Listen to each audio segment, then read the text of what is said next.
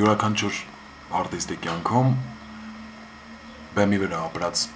պահերը, ակնթարթները ավելի իմաստալի են ու ավելի կյանքով լեցուն, քան սովորական կյանքում։ Արտիստը բեմի վրա ապրում է ու այն հույզերը, այն զգացողությունները, որ ինքը ունենում է, ավելի ճշմարիտ կերպով է կարողանում վերապրել ու այդ ամեն ինչը իր հոգու ներսից դուրս հանել ու հանձնել հանդիսատեսին, քան այն իրական կյանքում, որում ինքը նաև որպես մարդ անհատ ապրում է։ Ես երջանիկ եմ, որ բեմի վրա եմ։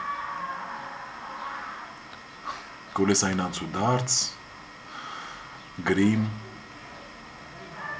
հուզմունք, ջրիկություն,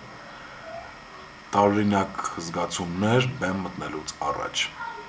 որովհետև մտնում ես մի այլ աշխարհ, մի այլ կյանք։ Չգիտեմ, ես հիմա այսօր Գյումրիում խաղում եմ,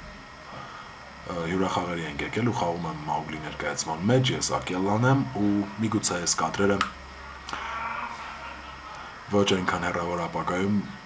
իր տեղը գտնեն իմ որևէ աշխատանքի ու էքսպերիմենտալ ֆիլմի մեջ, որոնք ես սովորաբար կոչում եմ ֆիլմիկներ։ Հիմա ժամը 6-ն է, ընդամենը 1 ժամ և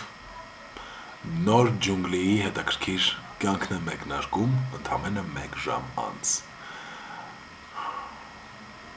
Մաղթենք, որ ամեն ինչ լավ լինի ու վերջում հետաքրքիր խաղից հետո իհարկե վերջում ստանանք այն ծափերը, որոնցով մենք անընդհատ կերպով ապրում ենք։ Ծափեր, գնահատանքի խոսքեր, թղթի կտորներ, փոքրիկ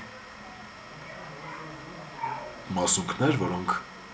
մեզ համար իրականում շատ մեծ են, չեք պատկերացնի անգամ, թե ինչքան մեծ են փոքր գովասանքի խոսքերը ու այն զգացողությունները, որոնք որ մենք դրական լիցքերի միջոցով շնորհիվ ստանում ենք ձեզնից մեր սիրելի հանդիսատես։ Սա ֆիլմի համար էր իրականում իմ այս խոսքը, բայց ուղղակի ուզեցի այս պահին արտահայտվեմ։ Բայց ֆիլմի համար լինելով հանդերձ ինքը խոսք էր հայելու մեջ ինքս իմ հետ։ Արտուր Օսայանը խոսում էր ու կիսվում ինքն իր հետ հայելու մեջ և նաև տեսնում Աքելլային այսօրվա հետ կապված արդեն։ Լավ մնացեք, կհանդիպենք։